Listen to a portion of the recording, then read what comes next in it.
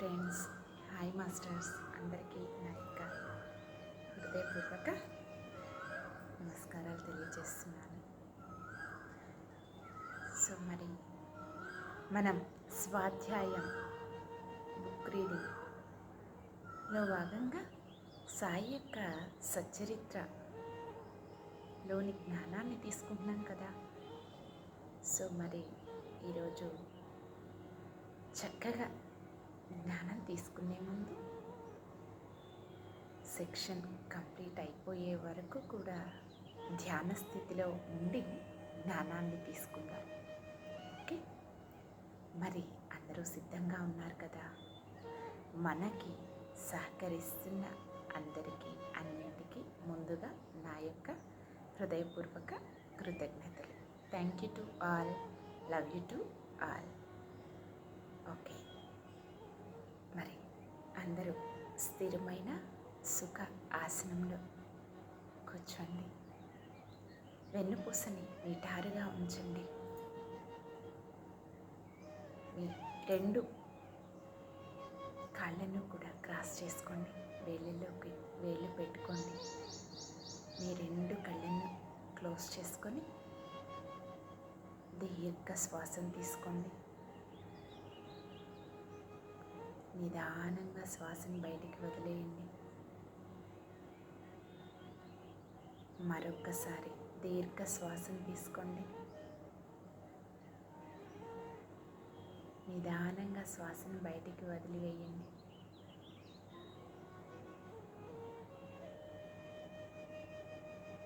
ఇంకొకసారి దీర్ఘ శ్వాసను తీసుకోండి. నిదానంగా శ్వాసని బయటికి వదిలివేయండి.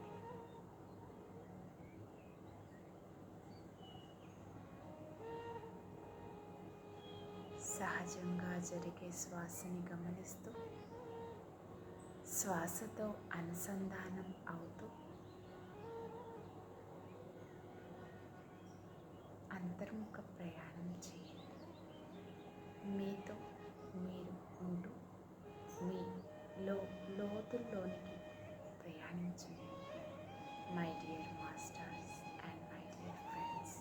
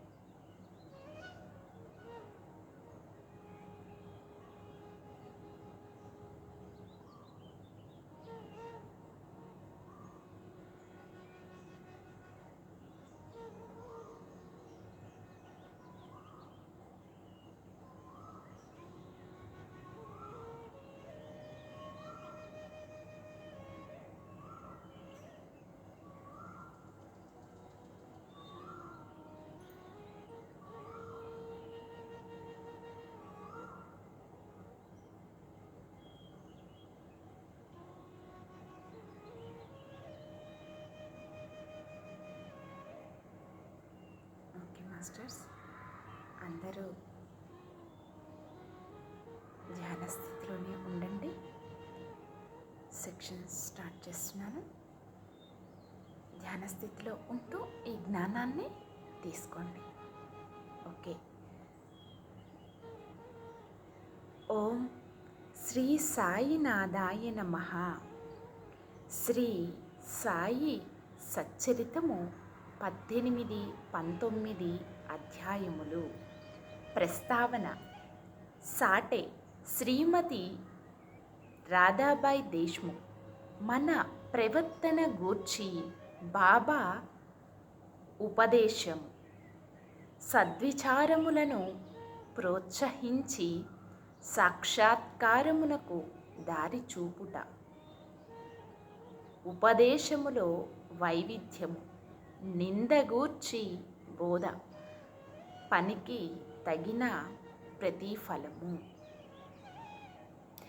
గత 2 అధ్యాయములలో బ్రహ్మజ్ఞానమును నభిలాషించు ఒక ధనికుని బాబా ఎట్లు ఆదరించెనో హేమాత్ పంత్ వర్ణించెను.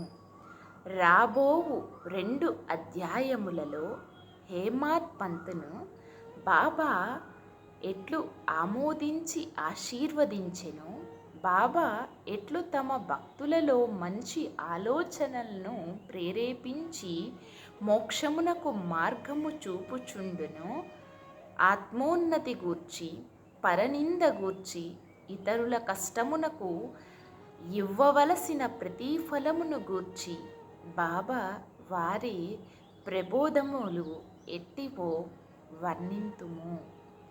ప్రస్తావన.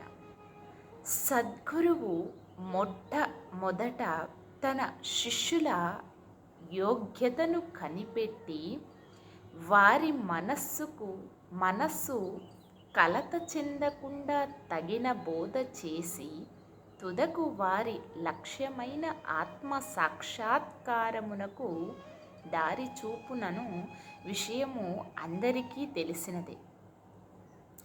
ఈ విషయములలో సద్గురువు బోధించిన దానిని ఇతరులకు వెల్లడి చేయరాదని కొందరు అనెదరు. అట్లు గురువు బోధించిన దానిని వెల్లడి చేసినచో ఆ బోధలు నిష్ప్రయోజనము లగునని వారి ఆలోచన. ఇది సరియైనది కాదు. సద్గురువు వర్షాకాలపు మేఘము వంటివారు. వారు తమ అమృత తుల్యములైన బోధలను పుష్కలముగా విశాల ప్రదేశము లందు కురిపించెదరు. వానిని మనము అనుభవించి హృదయమునకు తృప్తికరముగా జీర్ణించుకొని పిమ్మట నిస్సంకోచముగా ఇతరుల మేలు కొరకు వెల్లడి చెయ్యవలెను. ఇది వారు మన జాగృతావస్థలోనే కాక స్వప్నావస్థలో కూడా తెలియజేయు విషయములకు వర్తించును. తన స్వప్నమందు గనిన రామ రక్ష స్తోత్రమును బుధ కౌశిక ఋషి ప్రచురించిన ఉదాహరణము ఇచుట స్మరించవలెను. ప్రేమగల తల్లి గుణమునిచ్చు చేదైన ఔషధములను బిడ్డ మేలు కొరకే బలవంతముగా గొంతులోనికి త్రోయునట్లు ఆధ్యాత్మిక విషయములను బాబా తమ భక్తులకు బోధించువారు. వారి మార్గము రహస్యమైనది కాదు, అది బహిరంగమైనది. వారి బోధలను అనుసరించిన భక్తుల ధ్యేయము నెరవేరేడిది. సాయిబాబా వంటి సద్గురువులు మన జ్ఞాన నేత్రములను తెరిపించి ఆత్మ యొక్క దైవీ సౌందర్యములను చూపి మన కోరికలను నెరవేర్చెదరు.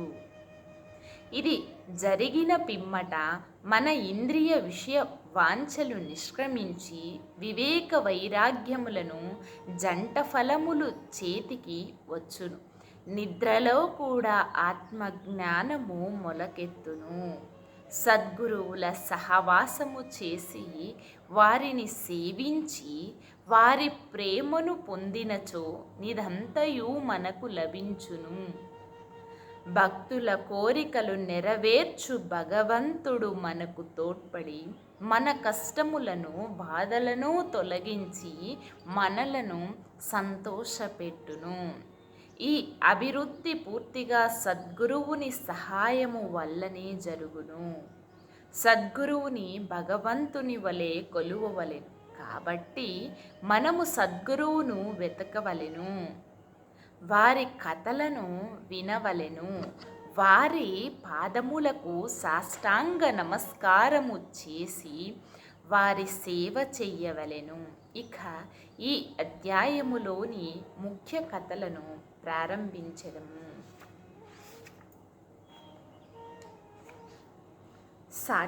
సాటే అను నతడు ఒకప్పుడు మిక్కిలి పలుకుబడి కలిగి ఉండెను. కాలాంతరమున వ్యాపారములో చాలా నష్టము పొందెను. అంతేకాక మరికొన్ని సమస్యలు అతనిని చికాకు పరిచెను. అందుచే అతడు విచారగ్రస్తుడాయెను, విరక్తి చెందెను. మనస్సు చెడి చెంచలమగుటచే ఇల్లు విడిచి చాలా దూరము పోవలెననుకొనెను. మానవుడు సాధారణముగా భగవంతుని గూర్చి చింతించడు, కానీ కష్టములు, నష్టములు, దుఃఖములు చుట్టుకొనినప్పుడు భగవంతుని ధ్యానము చేసి విముక్తిని పొందుటకు ప్రార్థించును.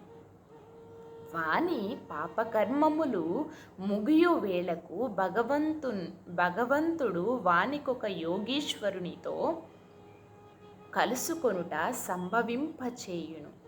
వారు తగిన సలహానిచ్చి వారి క్షేమమును చూచెదరు. సాటే గారికి కూడా అట్టి అనుభవము కలిగెను.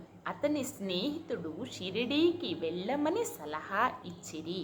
అచుట సాయిబాబాను దర్శించి అనేక మంది శాంతి పొందుచుంటిరి. వారి కోరికలు కూడా నెరవేరుచుండెను. సాటే గారికి ఇది నచ్చెను. వెంటనే 1917వ సంవత్సరములో షిరిడీకి వచ్చెను. అచుట శాశ్వత బ్రహ్మవలే స్వయం ప్రకాశుడై నిర్మలుడు శుద్ధ స్వరూపుడునగు సాయిబాబాను చూసిన వెంటనే అతనికి మనశ్చంచల్యము తగ్గిపోయి శాంతి కలిగెను. వాని పూర్వ జన్మ పుణ్యము వలన బాబా యొక్క పవిత్రమైన పాద సేవ లభించెను. అతడు గొప్ప మనోబలము కలవాడగుటచే వెంటనే గురుచరిత్ర పారాయణము మొదలుపెట్టెను. 7 రోజులలో చరిత్ర చదువుట పూర్తి కాగానే బాబా ఆనాడు రాత్రి అతనికొక దృష్టాంతమును చూపెను. అది ఇట్లుండెను. బాబా గురుచరిత్రము చేతిలో పట్టుకొని దానిలోని విషయములను ఎదుట కూర్చున్న సాటేకు బోధించుచున్నట్లు అతడు దానిని శ్రద్ధగా వినుచున్నట్లు చూపెను. సాటే నిద్ర నుంచి లేచిన వెంటనే కలను జ్ఞాపకము ఉంచుకొనెను. మిగులు సంతసించెను. అజ్ఞానమనే నిద్రలో గుర్రు పెట్టి నిద్రపోవుచున్న తన వంటి వారిని లేపి గురుచరిత్రామృతమును రుచి చూపుట బాబా యొక్క దయార్థ హృదయమే గదా అనుకొనెను. ఆ మరుసటి దినము ఆ దృశ్యమును కాకాసాహెబ్ దీక్షితుకు తెలియచేసి దాని భావమేమై ఉండునో సాయిబాబా నడిగి తెలుసుకొనమనెను. 1 సప్తాహము చాలునో లేక ఇంకొక సప్తాహము పారాయణము చెయ్యవలెను కనుగొనమనెను. కాకాసాహెబ్ సమయము చూచి బాబాని ఇట్లడిగెను, ఓ దేవా, ఈ దృశ్యము వలన సాటేకు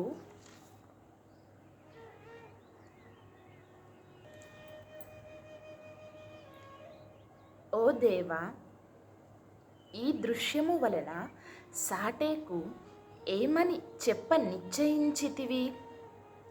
అతడు ఊరకనే ఉండవలెనా, లేక ఇంకొక సప్తాహము పారాయణము చెయ్యవలెనా? అతడు అమాయక భక్తుడు, అతని కోరిక నెరవేరవలెను. అతనికి దృష్టాంతార్థమును బోధించవలెను, వానిని ఆశీర్వదింపుడనం.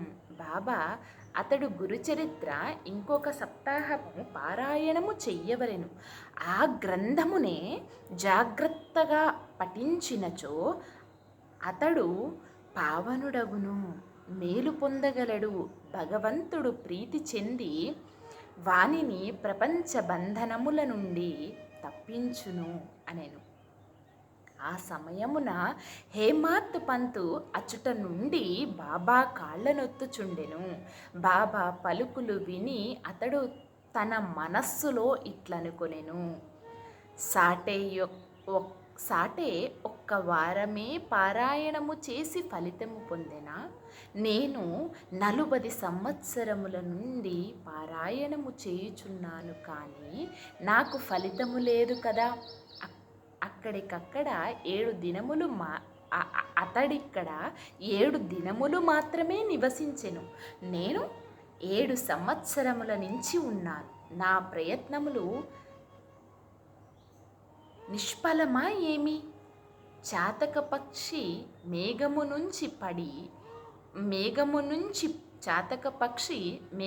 నుంచి పడు నీటి బిందువుకై కనిపెట్టుకొని ఉన్నట్లు నేను కూడా బాబా తమ దయామృతమును నాపై వర్షించెదరని వారి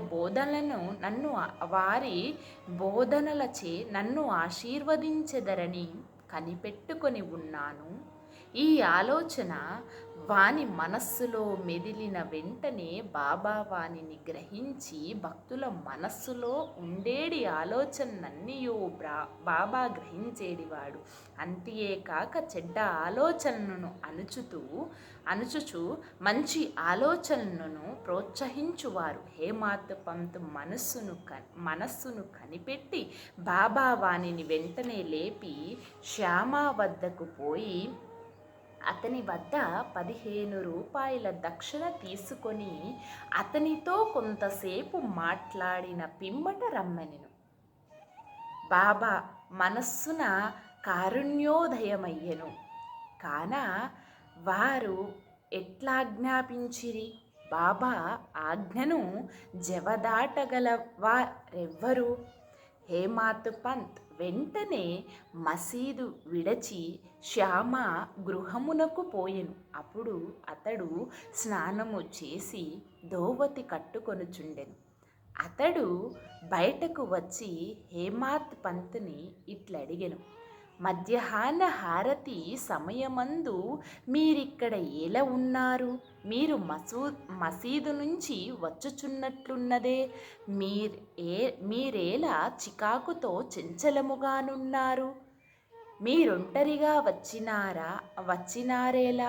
కొంతసేపు కూర్చుని విశ్రాంతి చెందుడు. నా పూజని ముగించి వచ్చెదను. ఈలోగా తాంబూలము వేసుకొనుడు. పిమ్మట ఆనందముగా కొంతసేపు కూర్చుని మాట్లాడుకొనిదము. ఇట్లనుచు అతడు లోపలికి పోయెను. హేమాత్ పంత్ ముందర వసారాలో కూర్చొనెను. కిటికీలో ఏకనాథ భాగవతమను ప్రసిద్ధి మరాఠీ గ్రంథముండెను. ఇది భాగవతములోని 11వ స్కంధమునకు ఏకనాథుడు వ్రాసిన వ్యాఖ్యానము. సాయిబాబా సిఫారసు చేయుటచే బాపూసాహెబ్ దీక్షిత్ భగవద్గీత దాని మరాఠీ వ్యాఖ్యానమైన భావార్థదీపిక, జ్ఞానేశ్వరి, ఏకనాథ భాగవతము మరియు భావార్థ రామాయణమును నిత్యము షిరిడీలో చదువుచుండేడివాడు. భక్తులు వచ్చి బాబాను ఏదైనా ప్రశ్నలు వేసినప్పుడు బాబా కొంతవరకు జవాబిచ్చి అటుపైన వారిని ఆ గ్రంథముల పారాయణమును వినమని పంపుచుండెను. ఈ గ్రంథములో భాగవత ధర్మములోని ఈ గ్రంథములే భాగవత ధర్మములోని ముఖ్య గ్రంథములు. భక్తులు బాబా ఆజ్ఞానుసారము ఆ సత్సంగములకు పోయి ఆ గ్రంథములు వినునప్పుడు వారి ప్రశ్నలకు సంతృప్తికరమైన సమాధానములు లభించుచుండెను. హేమాత్ పంత్ కూడా నిత్యము ఏకనాథ భాగవతమును పారాయణము చేయువాడు. హేమాత్ పంత్ ఆ దినము తాను నిత్యము చదువు గ్రంథ భాగము పూర్తి చెయ్యకయే కొందరు భక్తులతో కలిసి మసీదుకు పోయెను. శ్యామ ఇంటి కిటికీలోనున్న ఏకనాథ భాగవతము తీయగా తన ఆనాడు పూర్తి చెయ్యని భాగము వద్దనే పుస్తకము తెరుచుకొనెను. తన నిత్య పారాయణము పూర్తి చేయుటకే కాబోలు బాబా తనను అచుటకు పంపెనని హేమాత్ పంత్ అనుకొనెను. వెంటనే తన నిత్య పారాయణమును పూర్తి చేసెను. పిమ్మట శ్యామ తన పూజను ముగించి బయటకు వచ్చెను. వారిరువురికి ఈ దిగువ సంభాషణ జరిగింది. హేమాత్ పంత్: నేను బాబా వద్ద నుండి ఒక కబురు తీసుకొని వచ్చినాను. బాబా నీ వద్ద నుండి 15 రూపాయలు దక్షిణ తీసుకొని రమ్మని నన్ను ఆజ్ఞాపించి ఉన్నారు. అంతేకాదు కొంతసేపు నీతో కూర్చొని మాట్లాడిన పిమ్మట మసీదుకు రమ్మని చెప్పిరి. శ్యామ ఆశ్చర్యముతో: నా వద్ద డబ్బు లేదు, నా 15 సాష్టాంగ నమస్కారములు పైకమునకు బదులుగా బాబాకు సమర్పింపుము. హేమాత్ పంత్: సరే, నీ నమస్కారములు ఆమోదింపబడెను. మనము కూర్చొని కొంతసేపు మాట్లాడుకొనెదము. మన పాపములను నశింపచేయునట్టి బాబా లీలలను కథలను చెప్పు. శ్యామ: అయితే కొంతసేపు కూర్చునము. ఈ దేవుని లీలలు మిక్కిలి ఆశ్చర్యకరమైనవి. నీకిదివరకే తెలియను. నేను పల్లెటూరి వాడను, నీవు చదువుకున్న పట్టణవాసివి.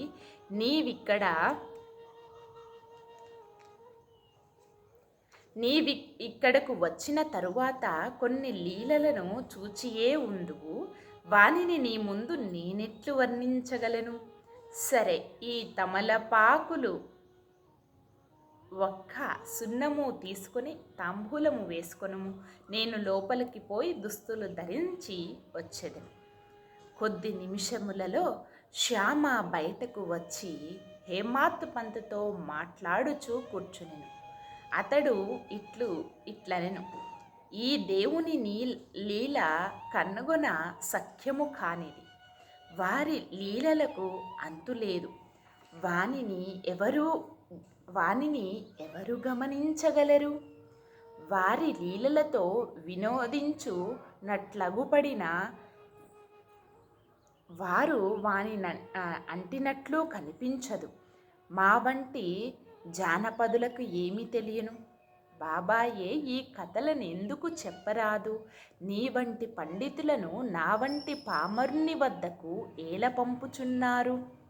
వారి మార్గములు ఊహింపరానివి. అవి మానవుల చేష్టలు కావని చెప్పగలను. ఈ ఉపోద్ఘాతముతో శ్యామ ఇట్లనెను: నాకొక కథ జ్ఞాపకము వచ్చుచున్నది. అది నీకు చెప్పెదను. నాకది స్వయముగా తెలియను. భగవంతుడు ఎంత మనోనిత్యముతో పట్టుదలతో నుండునో బాబా అంత త్వరగా వానికి సహాయపడును. ఒక్కొక్కప్పుడు బాబా భక్తులను కఠిన పరీక్ష చేసిన పిమ్మట వారికి ఉపదేశమునిచ్చును. ఉపదేశమను మాట విన్న తోడనే హేమాత్ పంత్ యొక్క మనస్సులోనొక స్మృతి తలుక్కుమనెను. వెంటనే సాటే గారి గురుచరిత్ర పారాయణము జ్ఞప్తికి వచ్చెను. తన మనస్సునకు శాంతి కలిగించు నిమిత్తము బాబా తన నచుటకు పంపి ఉండుననుకొనెను. అయినప్పటికీ ఈ భావము ననుచుకొని శ్యామ చెప్పు కథలను వినుటకు సిద్ధపడెను. ఆ కథలన్నీయు బాబాకు తన భక్తుల యందు ఎట్టి దయా దాక్షణ్యములు కలవో తెలుపును. వానిని వినగా హేమాత్ పంత్కు ఒక విధమైన సంతోషము కలిగెను. శ్యామ ఈ దిగువ కథను చెప్పదొడంగెను. శ్రీమతి రాధాబాయ్ దేశ్ముఖ్. రాధాబాయ్ అను ఒక ముసలమ్మ ఉండెను. ఆమె కషాబా దేశ్ముఖ్ గారి తల్లి. బాబా ప్రఖ్యాతి విని ఆమె సంగమనేరు గ్రామ ప్రజలతో కలిసి షిరిడీకి వచ్చెను. బాబాను దర్శించి మిక్కిలి తృప్తి చెందెను. ఆమె బాబాను గాఢముగా ప్రేమించెను. బాబాను తన గురువుగా చేసుకుని ఏదైనా ఉపదేశమును పొందవలనని మనోనిశ్చయము చేసుకొనెను. ఆమెకింక ఏమీయూ తెలియకుండెను. బాబా ఆమె సంకల్పమును ఆమోదించక తనకు మంత్రోపదేశము చెయ్యనిచో ఉపవాసము ఉండి చచ్చెదనని మనోనిశ్చయము చేసుకొనెను. ఆమె తన బసలోనే ఉండి భోజనము నీరు మానివేసెను. అట్లు 3 రోజులు గడిచెను. ఆమె పట్టుదలకు నేను భయపడి ఆమె పక్షమున బాబాతో ఇట్లంటిని, దేవా, మీరు ఏమి ప్రారంభించితిరి? నీవు అనేక మందిని ఇచ్చుటకు ఈడ్చెదవు. ఆ ముదసలిని నీవెరిగియే ఉందువు. ఆమె మిక్కిలి పట్టుదల గలది. ఆమె నీపైనే ఆధారపడి ఉన్నది. ఆమె చచ్చు వరకు ఉపవసింప నిశ్చయించుకొని ఉన్నది. నీవు ఆమెననుగ్రహించి ఉపదేశము ఇచ్చునంత వరకు ఆమె తన నిరాహార దీక్షను మానదు. ఆమెకి ఏమైనా హాని జరిగినచో ప్రజలు నిన్నే నిందించెదరు. నీవు తగిన ఆదేశమివ్వకపోవుటచే ఆమె చచ్చినదని లోకులనెదరు. కాబట్టి ఆమెను కరుణించుము, ఆశీర్వదించుము, ఆమెకు తగిన దారి చూపుము. ఆమె మనోనిశ్చయము చూసి బాబా ఆమెను పిలిపించి ఈ క్రింది విధముగా బోధించెను. ఓ తల్లి, అనవసరమైన యాతనకేల పాల్పడి చావును కోరుకొనుచున్నావు? నీవు నిజముగా నా తల్లివి. నేను నీ బిడ్డని. నా యందు కనికరించి నేను చెప్పునది పూర్తిగా వినుము. నీకు నా వృత్తాంతమును చెప్పెదను. నీవు దానిని బాగా వినినచో నీకది మేలు చేయును. నాకొక గురువుండెను. వారు గొప్ప యోగేశ్వరులు, మిక్కిలి దయార్థ హృదయులు. వారికి చాలా కాలము శుశ్రూష చేసి తిని, కానీ నా చెవిలో వారే మంత్రమో నూదలేదు. నాకు వారిని వదిలిపోవ తలంపే లేకుండెను. నేను వారితోనే నుండుటకు, వారి సేవ చేయుటకు, వారి వద్ద కొన్ని ఉపదేశములను గ్రహించుటకు నిశ్చయించుకుంటుని. కానీ వారి మార్గము వారిది. వారు నా తల గొరిగించిరి. నా నుండి 2 పైసల దక్షిణ అడిగిరి. నేను దానిని వెంటనే వారికి సమర్పించి తిని. మీ గురువుగారు పూర్ణ కాములైనచో వారు మిమ్ముల్ని దక్షిణ అడగనేలా? వారు నిష్కములని ఎట్లనిపించుకొందురు అని నీవు అడగవచ్చును.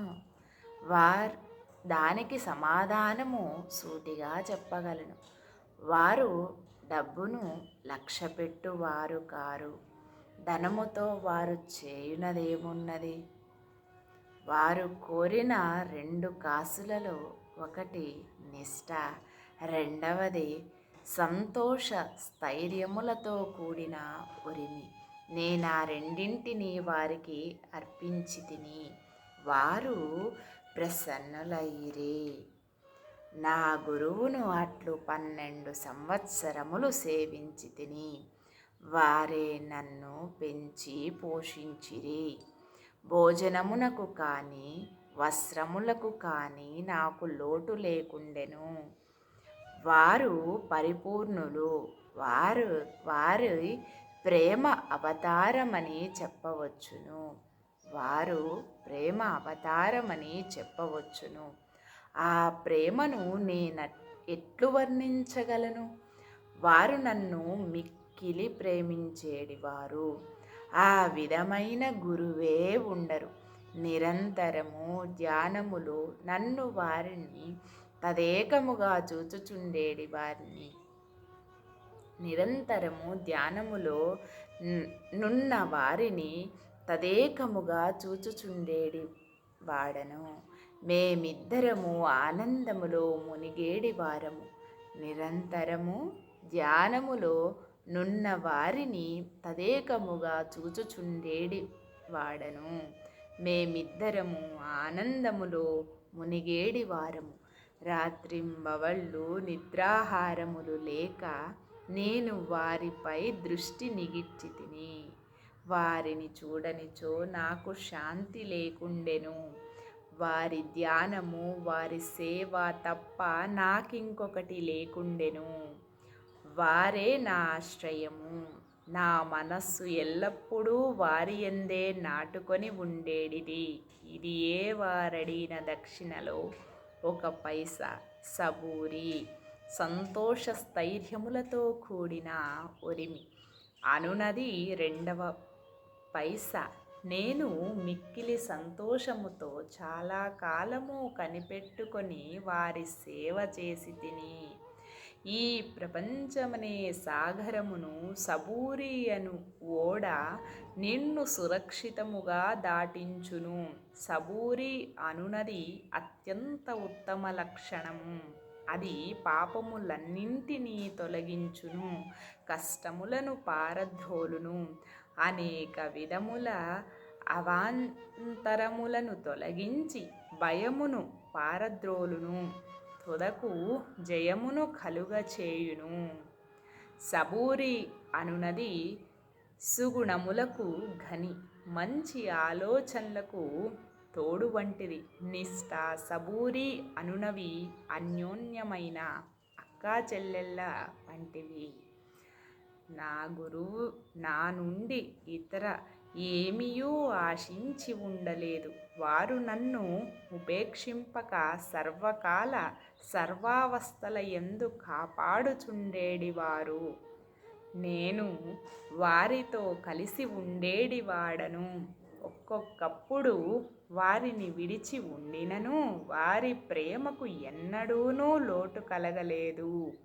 వారు తమ దృష్టి చేతనే నన్ను కాపాడుచుండేడివారు.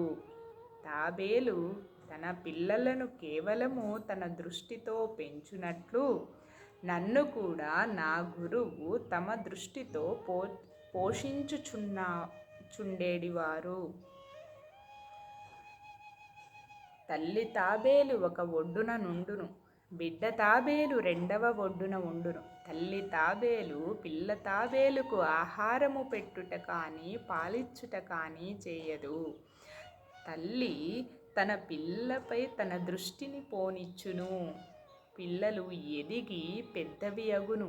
అటులనే మా గురువు కూడా తమ దృష్టిని నా యందు నిలిపి తన ప్రేమతో కాపాడిరి.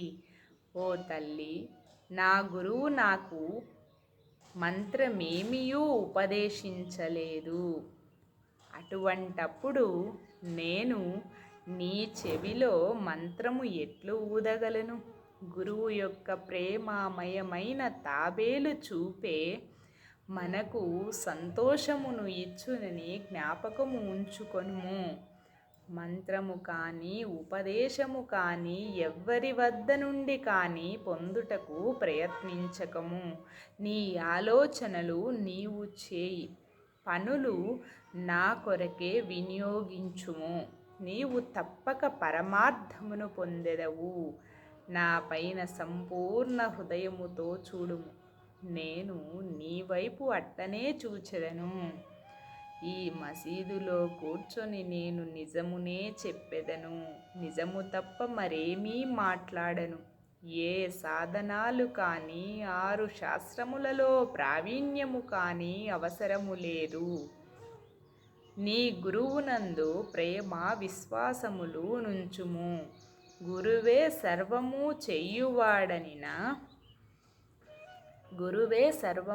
చేయువాడనియు కర్తయనియు పూర్తిగా నమ్ముము. ఎవరైతే గురువు యొక్క మహిమను గొప్పతనమును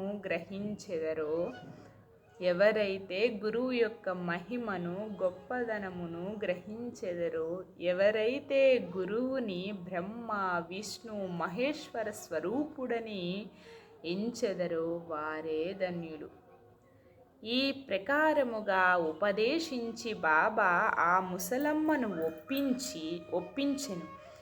ఆమె బాబాకు నమస్కరించి ఉపవాసమును వదులుకొనెను. ఈ కథను జాగ్రత్తగాను శ్రద్ధగాను విని దాని ప్రాముఖ్యమును సందర్భమును గుర్తించి హేమాత్ పంత్ మిక్కిలి ఆశ్చర్యపడింది. ఈ ఆశ్చర్యకరమైన బాబా లీలను చూచి అతని ఆపదమస్తకము పులకరించెను. సంతోషముతో నుప్పంగెను. గొంతుకు ఆరిపోయెను. ఒక్క మాటైనా మాట్లాడుటకు చేత కాకుండెను. శ్యామ అతనిని స్థితిలో చూసి ఏమి జరిగింది, ఏల ఊరకున్నావు, అట్టి బాబా లీలలు నీకెన్ని వర్ణింపవలెను అని అడిగెను. అదే సమయమందు మసీదులో గంట మోగెను. మధ్యాహ్న హారతి పూజ ప్రారంభమయ్యనని గ్రహించిరి కనుక శ్యామ హేమాత్ పంతు లిద్దరూ మసీదుకు త్వరగా పోయి బాపు సాహెబ్ జోగ్ అప్పుడే హారతి ప్రారంభించెను. స్త్రీలు మసీదు నిండిరి. దిగువ ఖాళీ జాగాలో పురుషులు నిండిరి. అందరూ బాజా భజంత్రీలతో నొకే వరుసతో హారతి పాడుచుంటిరి. బాబాకు కుడివైపు శ్యామ, ముందర హేమాత్ పంత్ కూర్చొనిరి. వారిని చూచి బాబా హేమాత్ పంతును శ్యామ ఇచ్చిన దక్షిణ నిమ్మనెను. శ్యామ రూపాయలకు బదులు నమస్కారములు ఇచ్చెననియు శ్యామ ప్రత్యక్షముగా కలడు కనుక అడుగవచ్చునెను. బాబా ఇట్లనెను, సరే, మీ ఇద్దరూ కొంతసేపు మాట్లాడుకుంటిరా? అట్లయినచో మీరేమి మాట్లాడుకొనినారో చెప్పుము. గంటల చప్పుడును మధ్యల శబ్దమును పాటల ధ్వనిని లెక్కించక హేమాత్ పంతు బాబాకు జరిగినదంతయు చెప్పుటకు ఆతురపడెను.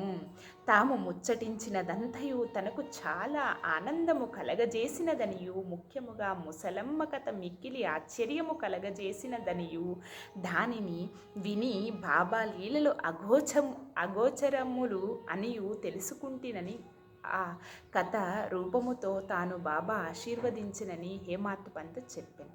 అప్పుడు బాబా, కథ చాలా అద్భుతమైనది, నీ వెటుల ఆనందించితివి, నాకా విషయము వివరములన్నీయూ చెప్పుము అనిది. అప్పుడు హేమాత్ పంత్ తానింతకు ముందు విన్న కథను పూర్తిగా బాబాకు వినిపించి అది తన మనమునందు శాశ్వత ప్రభావము కలిగించినదని చెప్పెను. ఇది విని బాబా మిగుల సంతోషించెను. ఆ కథ నీకు నచ్చినదా? దాని ప్రాముఖ్యమును నీవు గుర్తించితివా అని బాబా హేమాత్ పంతుని అడిగెను. అవును బాబా, నా మనశ్చంచల్యము నిష్క్రమించినది, నాకు నిజమైన శాంతి విశ్రాంతి కలిగినది, సత్య మార్గమును కనుగొనగలిగితిని అని హేమాత్ పంత్ బదిలిచ్చింది. బాబా ఇట్లు చెప్పెను, నా పద్ధతి మిక్కిలి విశిష్టమైనది. ఈ ఒక్క కథను జ్ఞప్తి యందు ఉంచుకొను, అది మిక్కిలి ఉపయోగించును. ఆత్మ సాక్షాత్కారమునకు ధ్యానం అవసరము. దాని నలవరుచుకున్నచో వృత్తులన్నయో శాంతించును. కోరికలన్నయో విడచి నిష్క్రామివై నీవు సమస్త జీవరాశి ఎందుగల భగవంతుని ధ్యానింపుము. మనస్సు ఏకాగ్రమైనచో లక్ష్యము నెరవేరును. సదా నా నిరాకార స్వభావమును ధ్యానింపుము. అది ఏ జ్ఞాన స్వరూపము, చైతన్యము, ఆనందము. మీరిది చెయ్యలేనిచో రాత్రింబవళ్ళు మీరు చూచుచున్న నా ఈ ఆకారమును ధ్యానించుడు. అట్లు కొన్నాళ్ళు చేయగా మీ వృత్తులు కేంద్రీకృతమగును. ధ్యాత, ధ్యానము, ధ్యేయము అను మూడింటికి గల భేదము పోయి ధ్యానించువాడు చైతన్యముతో నైక్యమై బ్రహ్మముతో నభిన్నమగును. తల్లి తాబేలు నదికినొక ఒడ్డున ఉండును, దాని పిల్లలు ఇంకొక ఒడ్డున నుండును. తల్లి వానికి పాలిచ్చుట కానీ పొదుపు కొనుట గాని చెయ్యదు. దాని చూపు మాత్రమే వానికి జీవశక్తినిచ్చుచున్నది. చిన్న తాబేళ్ళు ఏమీ చెయ్యక తల్లిని జ్ఞాపకముంచుకొనును. తల్లి తాబేలు చూపు చిన్నవానికి అమృతధార వలె పనిచేయును. అది వాని బ్రతుకునకు సంతోషమునకు ఆధారము. గురువునకు శిష్యునకు గల సంబంధం ఇట్టిదే. బాబా ఈ మాటలు పూర్తి చేయుసరికి హారతి పూర్తి ఆయను. అందరూ శ్రీ సచ్చిదానంద సద్గురు సాయినాథ్ మహారాజ్కి జై అని జయ జయ ధ్వనులు చేసిరి. ఓ ప్రియ పాఠకులారా, ఈ సమయమందు మనము కూడా మసీదులోని జన సమూహముతో కలిసి ఉన్నట్లు భావించి మనము కూడా ఆ జయ జయ ధ్వనులలో పాల్గొందుము. హారతి పూర్తి కాగానే ప్రసాదము పంచిపెట్టిరి. బాబాకు నమస్కరించి బాపు సాహెబ్ జోగ్ బాబా చేతిలో కలకండ ముక్కను పెట్టెను. బాబా దానినంతయు హేమాత్ పంత్ చేతిలో పెట్టి ఇట్లనెను: ఈ కథను నీవు మనస్సునకు పట్టించుకొని జ్ఞప్తియందు ఉంచుకొనినచో నీ స్థితి కలకండవలే తీయగా నుండును. నీ కోరికలన్నీయూ నెరవేరును. నీవు సుఖముగా నుందువు. హేమాత్ పంత్ బాబాకు సాష్టాంగ నమస్కారము చేసి ఇట్లు ఎల్లప్పుడూ నన్ను అనుగ్రహించుము, ఆశీర్వదించుము, కాపాడుము అని ప్రార్థించెను. అందుకు బాబా ఇట్లు జవాబిచ్చెను: ఈ కథను వినుము, దీనిని మననము చేయుము, నిధి ధ్యాసనము చేయుము.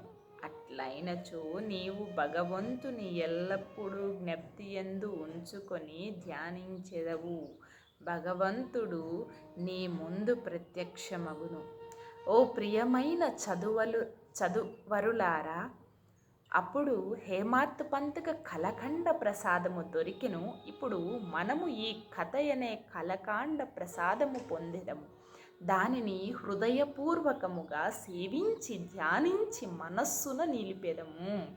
ఇట్లు బాబా కృపచే బలముగాను సంతోషముగాను నుండెదము. తదాస్తు.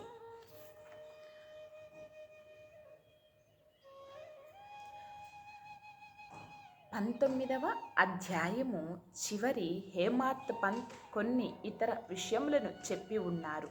అవి ఈ దిగువ పొందుపరిచితిమి. Okay my dear friends and my dear masters, 18వ అధ్యాయం కంప్లీట్ అయింది.